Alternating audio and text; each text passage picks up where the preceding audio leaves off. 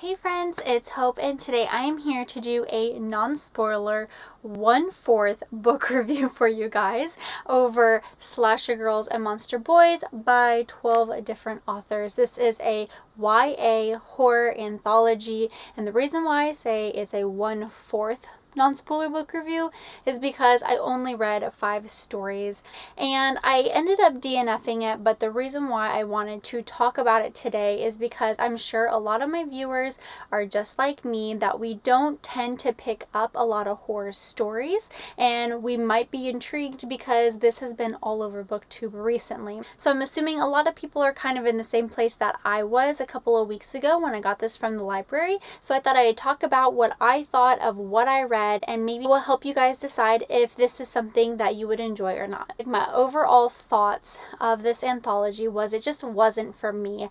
I do enjoy my occasional psychological thriller. I have never read horror before, and there's probably a good reason why. This is classified as YA horror, so it's not even like the crazy gruesome, like for real adult stuff. This is meant for teenagers, and frankly I just couldn't handle it. Out of the 5 anthologies that I did read, I rated 2 of them 5 out of 5 stars, one of them a generous 3 out of 5 stars, and then the last 2 out of 5 stars. So I'm going to talk about the ones that I enjoyed the least, and that way I will end on a positive note. The first one that I gave a 2 out of 5 stars was one by Carrie Ryan, and it was In the Forest Dark and Deep, and it's actually a Alice in Wonderland retelling, but in like the most creepy and bizarre way.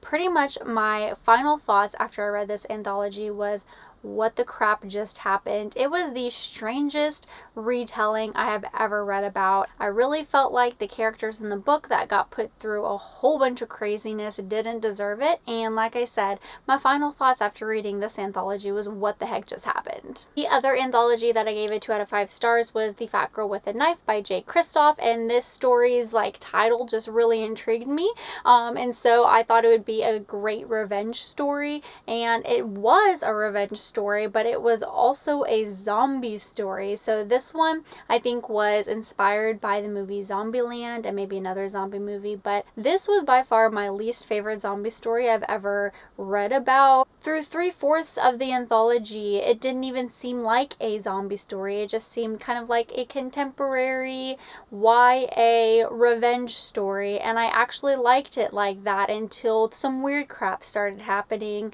I feel like at the beginning of the anthology, the character was really relatable. She was easy to cheer on, but then by the end, I just felt super disconnected to everything that was going on, so just wasn't my thing. The anthology that actually rated a 3 out of 5 stars, which I thought was a generous rating, was Marie Lu's story, A Girl Without a Face. This was just super disturbing and really creepy. This one does have a trigger warning for cutting, and I hate that anybody would even have to go through any of that. I know that this is like a real thing that happens, and just the way that this goes about it in like the most creepy and gruesome way. Like I said, it was just so bizarre and so disturbing. It did a really great job with the horror aspect because I was freaked out. But with that said, I really didn't have any attachment to the character in this book. I thought that he wasn't somebody that I was eventually going to cheer for. How it all ended was very sad, but I really didn't feel any sadness.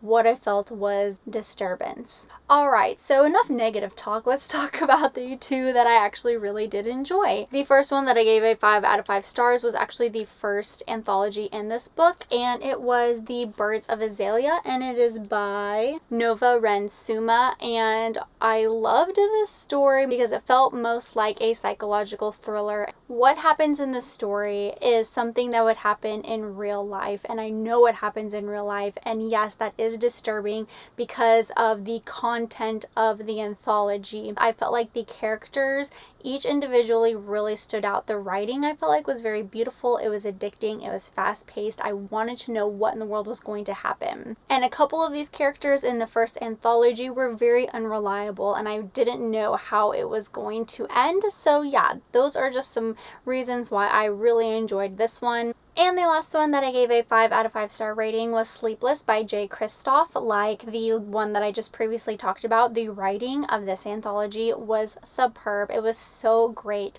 Some of this story was actually told through IM chat, and I love how he did that. He totally nailed down the IM chat. But yeah, these characters were also great. There was a lot of mystery to this. Maybe just to kind of sum it up, I liked the ones that were more realistic than the ones that were more of like that fairy tale made up fiction type of stories. And maybe it's because I find that I can root for the characters more. I don't even know. But Sleepless, like I said, had beautiful writing. This one was also very addicting, and it was fast paced too. I really enjoyed it. All right, friends. Well, that is my general thoughts over Slasher Girls and Monster Boys by 12 different authors.